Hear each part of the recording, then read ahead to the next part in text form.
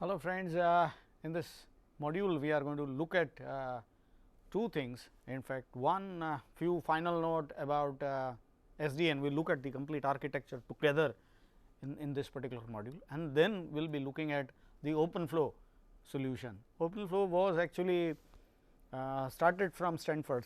The original idea of SDN was from Stanford. OpenFlow was an initiative from there, but then when commercial people started implementing it, they had an alliance of all companies together, and they formed something called Open Network Foundation, including major router and switch manufacturing companies. They formed that Open Network Foundation, and they evolved SDN further, especially OpenFlow.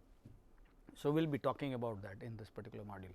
We begin with the SDN architecture. You can see that there are three different phases. In fact, we have already talked about this a lot. So, I do not think you should be you will not have any issue with understanding this. The topmost part is the network application. Whatever network application we runs at this level.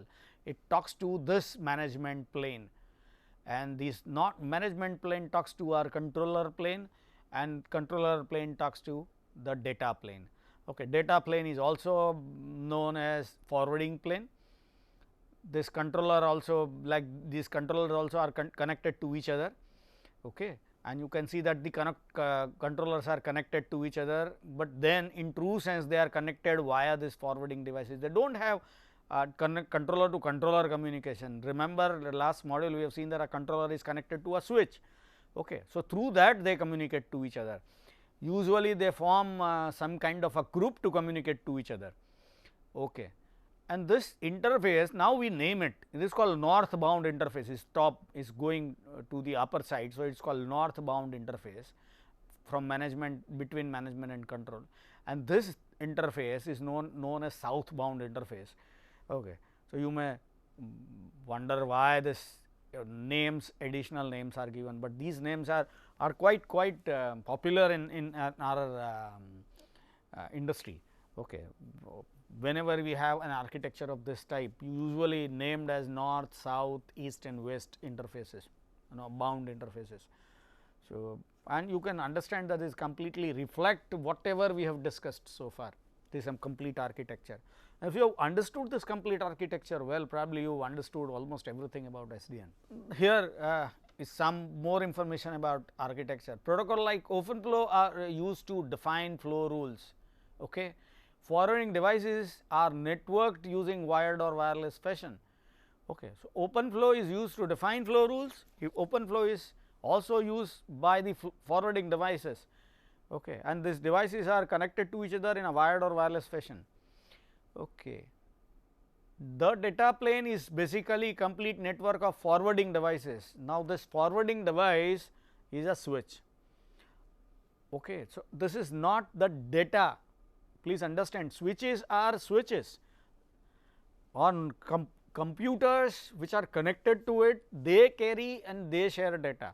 So, in fact, SDN talks about 3 layers, and there is one more layer beneath, our own nodes. Okay. That we have not discussed, and we do not want to discuss, because we are not talking about that right now. We are only talking about this SDN architecture, but then data plane is not data networks. Data network is something which is lying beneath and share people, the normal users share or work on those. They do not work on this SDN architecture at all. Okay. So, please understand that. Okay. Control plane use northbound interface with application and southbound interface for forwarding devices, communicating with them. And remember, network applications act at management plane. Okay. So, okay.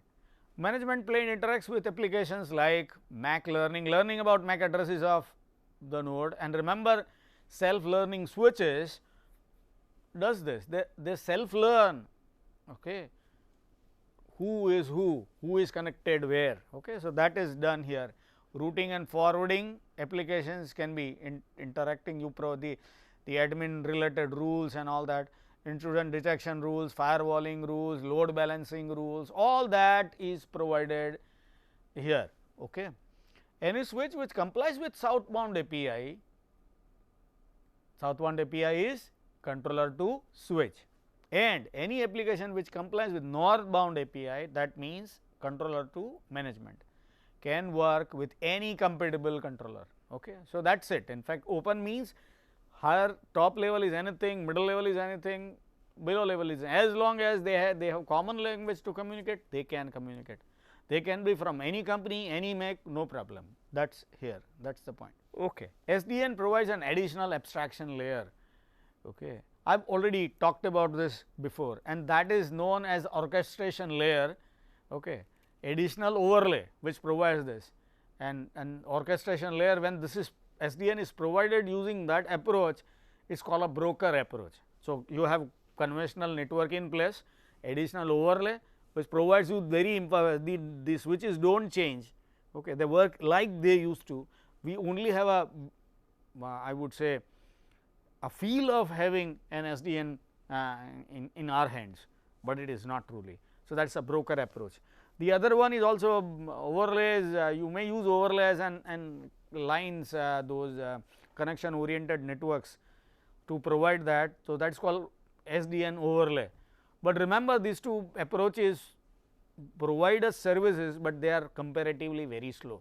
Okay. You is always better to have separate controllers and switches and provide that. And most of the companies are going for that approach just because of that.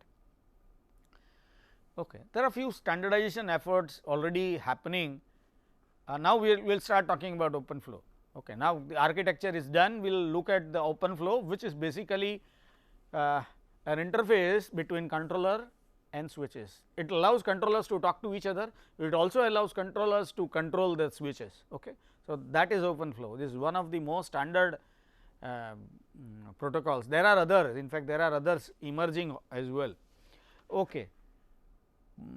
Okay. Open Network took over from Open Network Foundation, ONF, okay, from Stanford to for OpenFlow. ONF is also working on something called network function virtualization. I mentioned about that, is basically having a network as a virtualized product. Okay. You just connected to internet, you want switches and routers and whatever you want, you just get in a virtual fashion. So, you can start routing your traffic accordingly and you get the service accordingly. Okay. IETF research group is also working on SDN. This is an interesting solution for wired and wireless IEEE this thing. So, Wi-Fi and Ethernet will use 802.1cf for providing SDN like solutions. So, if you want to administer a Wi-Fi and Ethernet network together using a single interface, you can try this. Okay. But it is being evolved. Okay. So, it is not in a, I would say in something which is available out of off the shelf from the market. That may be when you are viewing this, probably it has become standardized and that is available. European telecommunication standard also is working on. Okay. Both basically SDN and NBF job is to provide better control, provide software based, software driven virtualized control over the network. Okay. So, you do not view network as collection of hardware devices, but a network entity, a software based entity which you can configure the way you like, you can manage the way you like, and you have all those flexibility. That is the issue here, that is the point here that I am consistently making. Okay. Okay. Standardization need for SDN, why we need standardization and which places. I have already mentioned that and we have looked at that thing in the architectural diagram as well. For example, a controller sending a packet mean to be other controller, how will a switch forward it? Remember, if earlier we had a controller being part of the switch and there is one more switch here which it controls. So, how do switch know it? Okay. So, how that is done? So, using an open interface, and that is our OpenFlow. Similar interface is required at the higher end, the northbound interface between management and control plane, which we are not going to discuss in this particular course. We are only going to concentrate on this management plane. Basically, we are going to only address the networking part of the SDN. So, we are going to talk about this. So, we will start talking about OpenFlow from now on. As I said, is an initiative this thing, and open indicates any switch to talk to any controller as long as it is compatible with OpenFlow, it can do it. Many vendors have joined OpenFlow forum, including Cisco, AT&T, Google, Intel, Huawei. In fact, it's about 200 odd people who have 200 odd entities who have been part of OpenFlow by now. At this writing, the version was 1.5.1. Is basically 5th version. Okay. OpenFlow switch is one which understands OpenFlow commands. Okay. So, interesting, I talked about this exception.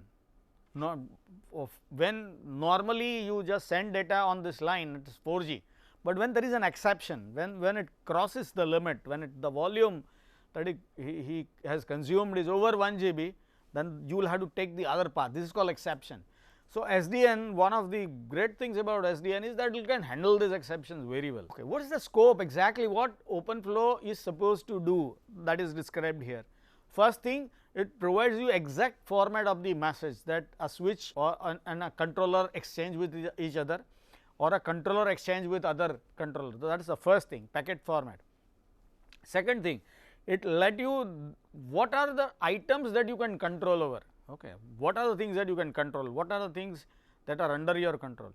Third thing, what are the actions that the switch can take.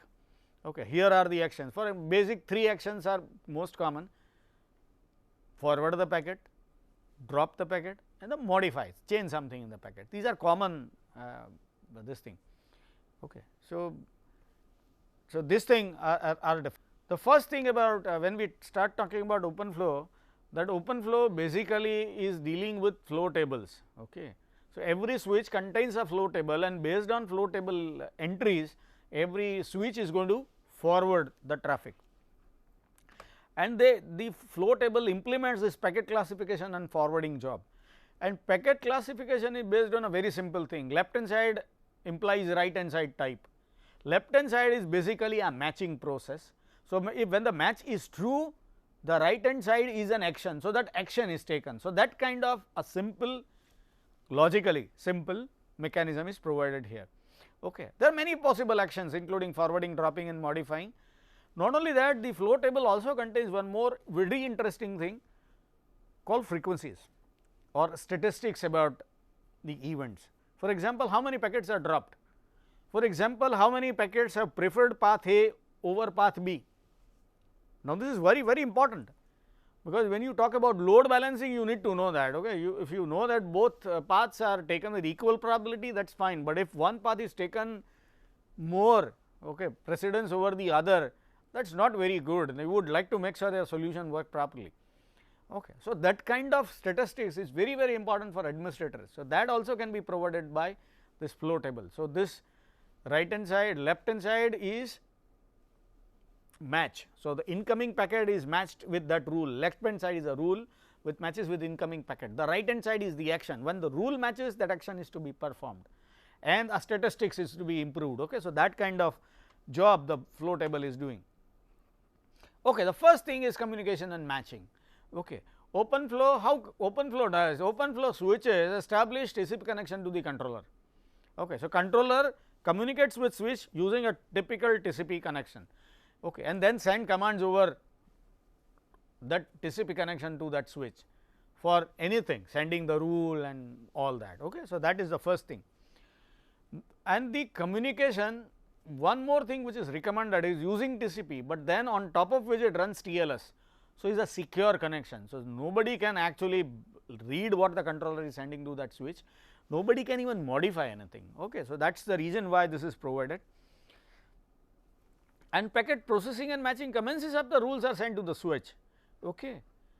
And all the rules are matched together, and in case of 1.4.1, there are 41 different fields which you can match, including an arbitrary field. Okay. You can say that from 10th byte or 10th by 4th bit to 15th byte 2nd bit kind of. Okay. So, you can provide an arbitrary field as well. There are many fields. Okay, 41 fields will do a lot of things. We will be looking at some of them. Okay. It can even include MPLS with something on bottom of stack, that bit, if you remember, that S bit, which indicates how many labels are there. If it is 1, then it is only 1, or 0, then it is multiple. So, that also is possible to be used here. So, it is possible that OpenFlow accepts MPLS traffic and forward it further. It understands everything about MPLS. Okay. And interestingly, it also understands something called Ethernet backbone traffic. Remember, Ethernet networks are quite popular in LAN and almost de facto standard. So, when there are multiple LANs and you would like to connect to each other, you have to run a backbone, and that backbone runs a protocol called 802.1h. And the protocol actually is again priority based protocol, which can allow some customers traffic precedence over the other. Okay. So, that traffic is also understood by OpenFlow. OpenFlow is quite generic and understands almost everything. It understands virtual LAN, it understands MPLS, it understands even this thing, the backbone traffic from Ethernet, it understands the tags also. So, if you have backbone where multiple networks are connected, you can regulate that flow using OpenFlow. Here is an example. See, there are few networks, they are all connected together, and here are 4 routers which have many flows actually. Okay. So, how do the router work looking at the traffic that is coming in is okay, 802.1h protocol manages that priority based routing process. Okay. Based on the subscription classes the network belong to. So, if you have subscribed the gold package, you will get a higher bandwidth compared to the silver package, and so on and so forth. So, that is called provider based backbone solution, which is possible, provider backbone bridge. Okay. This is known as provider backbone bridge. So, that also can be possible to be managed by OpenFlow. Okay. There are many other fields possible to match. For example, IP version 4 and IP version 6 headers, all headers, every possible header that is possible. An interesting use is to provide a newer values. For example, if you want to separate VoIP call from something else, how do you do that? How do you, administrator has told you, okay, that I want VoIP calls to be separated from normal data traffic, but then there is nothing which can tell you from the packet that this belongs to VoIP. Very simple solution is provided, you just change the type value. Okay. When the type value is different, it is routed differently. Okay. So, that is also possible here. Okay. So, another interesting field is called tunnel ID. Okay. The tunnel ID, if you remember our older that overlay example, we had 4 different centers and they are overlaid together and their accountants are overlaid together. So, if OpenFlow has to manage, they will easily manage it, because that overlays have typical tunnel IDs, because they will have to talk to each other using tunnel. So, that based on the tunnel ID it can route. So, if you can say that OpenFlow 1 using this tunnel ID, OpenFlow 2 is using this tunnel ID, and I want tunnel ID 1 to be routed this way, tunnel ID 2 to be routed this way, and you will get that service. That is also possible with this thing. Okay. Okay. Once the left hand side matches, the job that OpenFlow has to do is to execute the right hand side action. And what are the actions? The actions, basically there are 3 actions, 3 basic actions: accept the packet and forward it to specific port or combination of ports is 1, drop the packet is 2nd, and modify the content of the packet is the 3rd. Okay. There are total 15 actions defined by OpenFlow 1.4.1, and here some of them related to MPLS, like sticking a tag and removing a tag, or even provider backbone related. Some of them are even related to time to leave values. Okay. So, what you can do is you can pick up time to leave from IP or MPLS and make sure that decision is made based on time to leave information. Okay. So, if administrator wants some decision to be taken based on that thing, that also can be managed. So, that is possible. The second is basically encapsulate the packet and send it to a controller. Okay. Now, this is again quite interesting when you need this. Okay. Suppose if we have a new packet coming on line, that is an entirely new packet. This is the first time we have seen this packet. So, the switch has no way of knowing what to do with this packet, because switch now is a dumb device. will only forward as per the rules. Now, what should I do? When I receive something which I cannot do, I always pass that thing to my superior. The same thing happens here. The switch does what? When it gets a packet which it cannot manage, will just tunnel it to the controller, and controller will look at that packet, decide what to do with that packet, how to route that packet. It is a new packet, okay. But so there has to be some administrative rule for that packet. So, he understands what to do with that packet, then provide that instruction to that switch. So, that switch will do what? That switch now incorporates that rule and process that packet.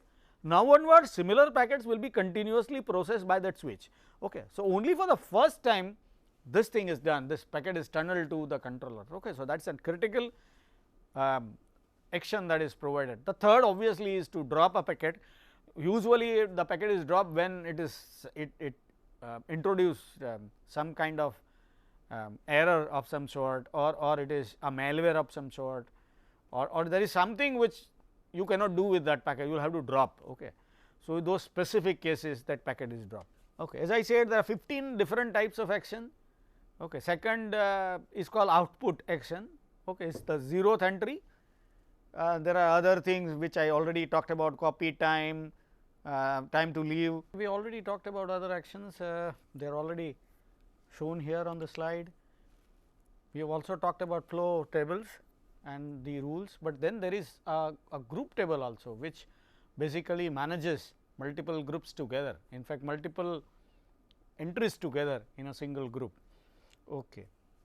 But then in a flow table, in fact every switch contain not one but multiple flow tables, and they are arranged one after the other, and always the match begins from the first flow table to the last flow table, and every flow table there is a rule which if matches will say that go to next or next to next or whatever flow table, and will not come back. Okay. It will say that the first flow table might say that go to the last one, the first will say that go to the fifth, and then fifth would say just go out. It is possible that this thing, the sequence is known as a pipeline, and because multiple flow tables are there, multiple sequence of rules are also possible to be executed for different type of packets. Okay. So, that is easy because we know that multiple types of rules are to be processed. So, this design is provided. Okay. Here is the idea. Okay. You can see that the controller from control plane communicates to or this thing using southbound interface. Okay. This is something that we have already seen, but now we are expanding the switch itself. It communicates to the controller using secure channel. Remember, TLS is demanded here, and flow tables are communicating only in forward fashion, and this is known as a pipeline. There is also a group table which demands, in fact, there is a possibility of having a group of addresses, group of this thing flows. So, multiple flows being managed together in this group table. Here every flow has a typical flow table associated with it. Here a group containing talking about all multiple flows together.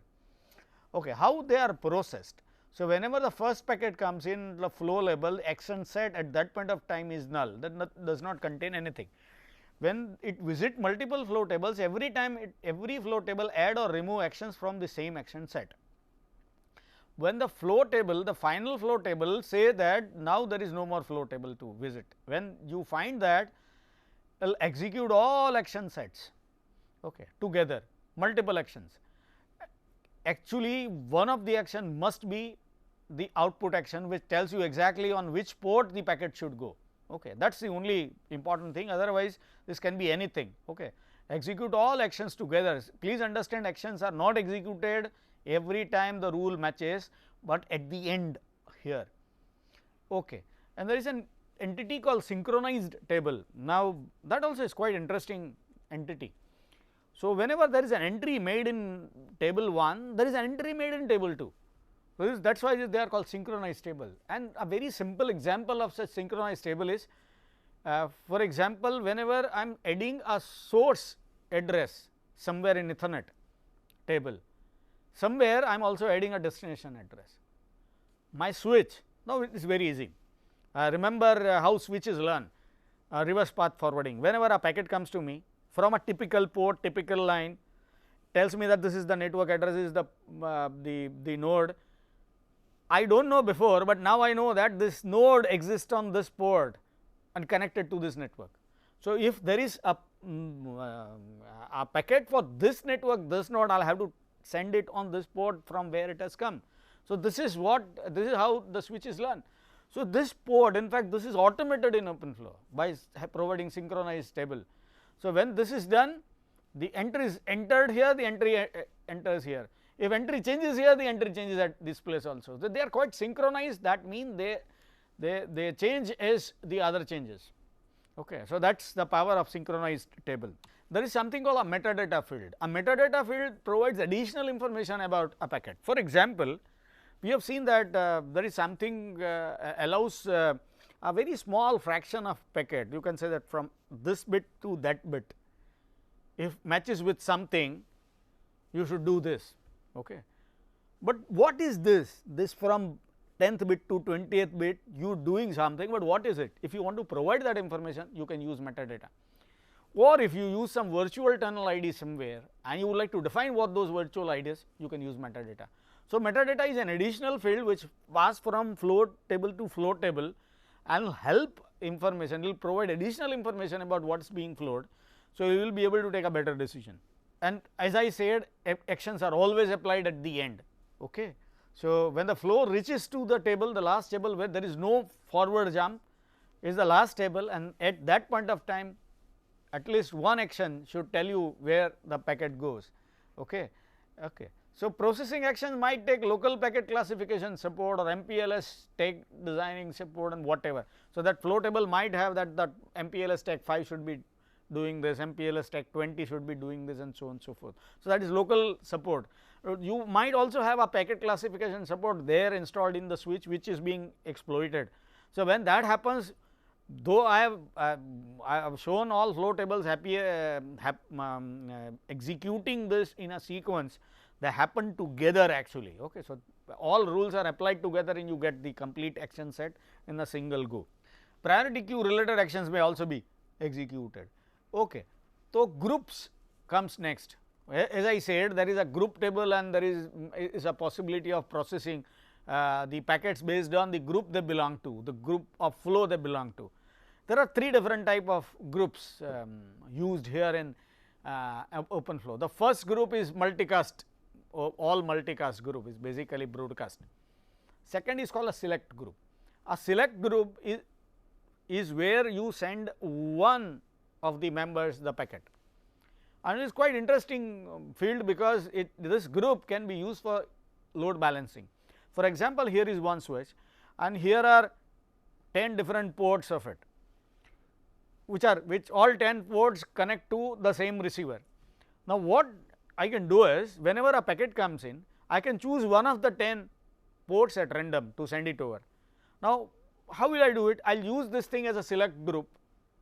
Okay. So, any one of the member is to be sent, and to choose it randomly I can actually do it. I will just take the dump of the hash of the packet and use that thing for some kind of hash encoding. So, it will generate a number between 1 to 9.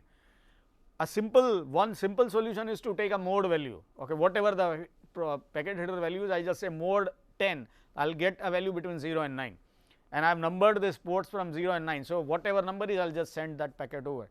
So, packet header basically is something which is designed from the user and is almost a random value. So, the value that I generate from it is also very random. So, is very likely that any one of the 0 to port 9 choosing any one is very random. That means the incoming packet goes to any line is equally probable. That means all incoming packets are differentiated in this fashion. So, it is almost load balanced. So, this is a select group which can be used for this load balancing part. Okay. There is one more called fast failover group. Now, that also is very important group. Whenever I say that port number 5, whenever it fails, send the data to a failover group called 10. Now, failover group called 10 contain few ports. So, whenever it fails, switch automatically send to one of the members whichever port live available, live means it is running, will be given that data. without even asking the controller. Now, please understand this is a control provided at switch. A packet coming in understands that this particular port is failing. So, there is a group of ports. So, any one port which is live, this port will start transferring traffic there, simple, without asking even the controller. That is why it is called fast, and that is why it is called failover, because if the port fails, it finds a solution to it. One more critical thing is that when you have actions to be executed, a sequence of actions, you want all the actions to be executed or none of them. Now, this is again very similar idea about very similar to the database transaction case. You want all actions to be carried out or not, because you do not want inconsistency in the system. So, that is also possible here, and this thing is called bundle here. So, in a single bundle all actions are carried out or none of them. Okay. So, if you design action set as a bundle, you can even have that facility. OpenFlow header looks like shown on the screen, very simple. Version indicates the OpenFlow version, the type indicates the type of message. There are 3 types of message, we will see soon, the length of it, and transaction ID indicates the number is like a sequence number. So, when the response comes back, you can compare and find out the answer to which query you got this. There are 3 types of messages I said. The first one is controller to switch, the other one is asynchronous, which is basically switch to the controller, and the third one is called synchronous message, which anybody can send, okay. And they are synchronous, means they do not need any signaling, they can send, and they are used for basically something called capability negotiation. So, something that we have already seen before, a controller and a switch talk to each other, understand what is the capability 10 GB, 100 GB, what is the capacity, and accordingly that communicate with each other. So, that kind of capability exchange is also possible here with this type of message. Okay. So, even when you can handle larger than normal messages, if you want, if you can, and also the other party is ready, you can do that. Not only that, it also can be used for hello and echo messages to make sure the other party, other switches are live or the port is live or not. You can actually make sure by sending this hello and packet and all that. So, the last thing that we are going to talk about in this module is called software defined radios, which are not exactly falling into this SDN, but is an interesting thing, because this has been inherited from SDN. Software defined radios are basically radio devices which send and receive radio signals, and our laptops and all that can use them.